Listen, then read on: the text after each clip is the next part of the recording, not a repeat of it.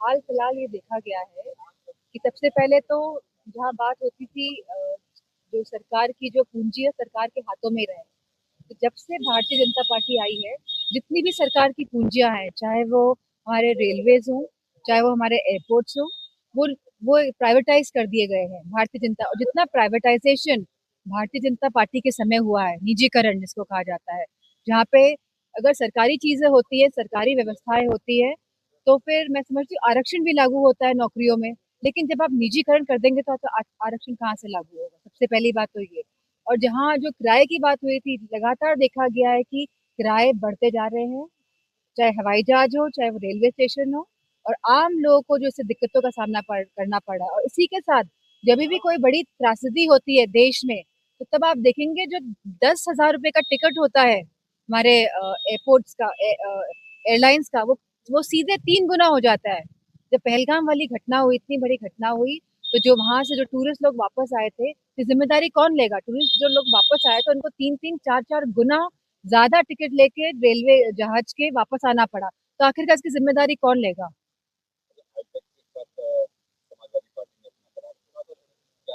तो आईपैक नहीं होगा तो आईपैक की जगह कोई और होगा, कोई और पैक आएगा।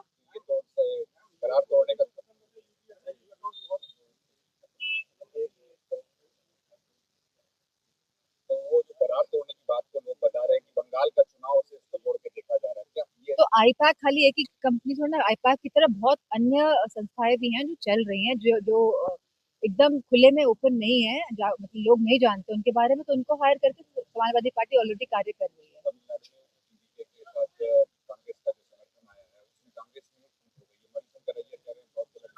अब आप कांग्रेस पार्टी की आप चीजें आप मुझसे नहीं पूछेंगे। समाजवादी पार्टी का कोई कोई क्वेश्चन है, कोई सवाल है, तो आप वो मुझसे पूछ सकते हैं।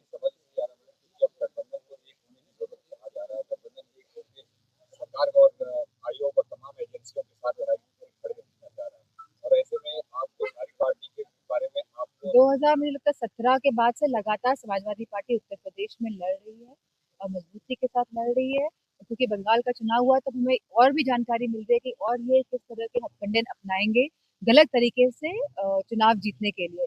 2022 में जहाँ चुनाव हुए थे, जहाँ पे डिलीटेड वोटर्स बहुत ही ऑर्गेनाइज तरीके से करे गए थे। जहाँ छिबरामऊ अगर हम कॉन्स्टिट्यूंसी की बात कर रहे हैं विधानसभा की, तो ये हमें मालूम हुआ कि जो डिलीटेड वोटर्स थे, दो दो लिस्टें थी। जो बूथ में अंदर लिस्ट दी गई थी वो अलग थी, और जो बूथ के बाहर वाली लिस्ट थी वो अलग थी। और जो वोट्स डिलीट हुए थे, और जितने वोट डिलीट किए गए थे साजिश के तहत, उतने ही वोट से हम बहुत सारी विधानसभाएं हारे हैं।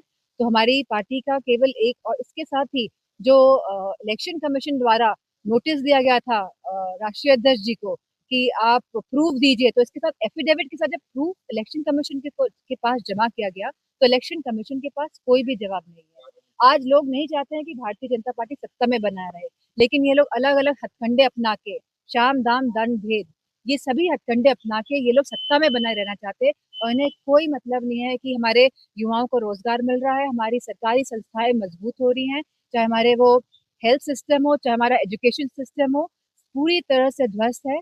और लॉ एंड ऑर्डर भी पूरी तरह से उत्तर प्रदेश में ध्वस्त है। जो महिलाओं की जो आज हालत है, जो स्थिति है, चाहे जो भी भाजपा शासित राज्य है, चाहे हमारा उत्तर प्रदेश हो, चाहे उत्तराखंड हो, चाहे मध्य प्रदेश हो, सभी जगह लगातार महिलाओं के साथ जघन्य अपराध बढ़ रहे हैं। ये एनसीआरबी के आंकड़े हैं। और ये बहुत ही दुखद बात है कि भारत, जहाँ पे देवियों की पूजा होती है, जहाँ पे कन्या पूजन होता है, वहाँ की स्थिति आज ये है।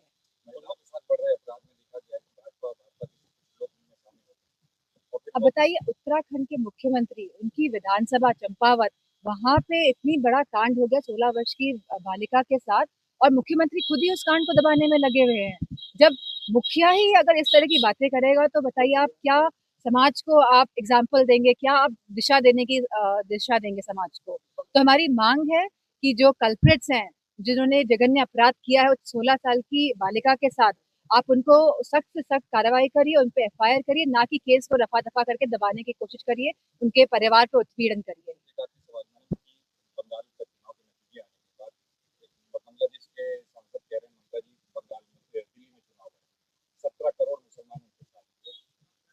फिर से बताइए। अब दिल्ली में चुनाव तो कब होगा? जब होगा तब का तब देखेंगे। अब वो बांग्लादेश की तो खुद ही यहाँ पे एक शरणार्थी यहाँ पे है हमारे, उनकी भी तो बात करें। एक आखिरी सवाल है कि 2027 के चुनाव में तमाम पार्टियों का अलायंस किस तरह से देखेंगे, समाजवादी पार्टी का क्या? ये सारे जो नेता लोग हैं, जो पार्टी के वरिष्ठ नेतागण हैं, जो राष्ट्रीय अध्यक्ष जी, उनका डिसीजन रहेगा, उस डिसीजन पे कार्य करेगी। बंगाल के मुख्यमंत्री नर्मदा Thank you.